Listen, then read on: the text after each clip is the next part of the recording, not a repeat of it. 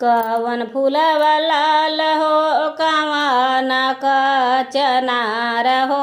कवन फूलवा ना देवी मैया के भोजनमा हो कवन फूलवा ना देवी मैया के भोजनमा हो कवन फूलवा ना बेला फूलवा लाल हो चमेली का चनार हो कि अड़हुल फूलवा ना देवी मैया के भोजनमा हो कि अड़हुल फूलवा ना देवी मैया के भोजनमा हो कि अड़हुल फूलवा ना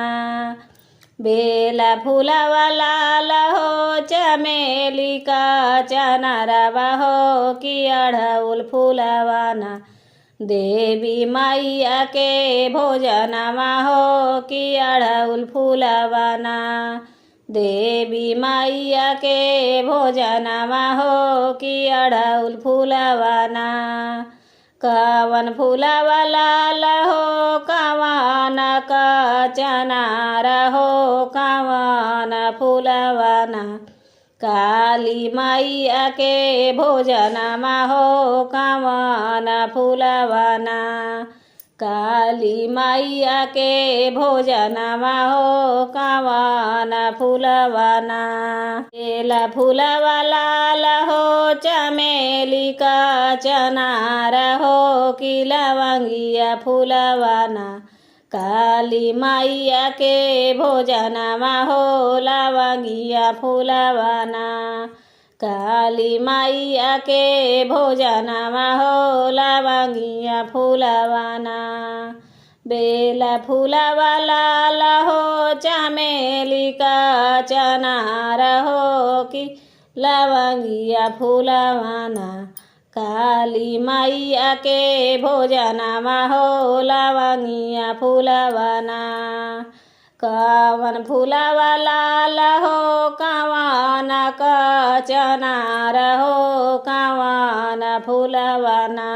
दुर्गा मैया के भोजनमा हो कवन फूलवा ना दुर्गा मैया के भोजनमा हो कवन फूलवा ना बेला फूलवा लाल हो चमेली का चनार हो कि अड़हुल फूलवा ना दुर्गा मैया के भोजनमा हो कि अड़हुल फूलवा ना दुर्गा मैया के भोजनमा हो कि अड़हुल फूलवा ना बेला फूलवा लाल हो चमेली का चनार हो कि अड़हुल फूलवा ना दुर्गा मैया के भोजनमा हो कि अड़हुल फूलवा ना दुर्गा मैया के भोजनमा हो कि अड़हुल फूलवा ना कवन फूलवा लाल हो कवन का चनार हो कवन फूलवा ना सातो बहिनी के भोजनमा हो कवन फूलवा ना सातो बहिनी के भोजनमा हो कवन फूलवा ना बेला फूलवा लाल हो चमेली का चनार हो कि अड़हुल फूलवा ना सातो बहिनी के भोजनमा हो कि अड़हुल फूलवा ना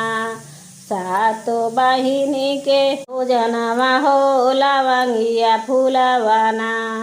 सातो बहिनी के भोजनमा हो लवंगिया फूलवा ना।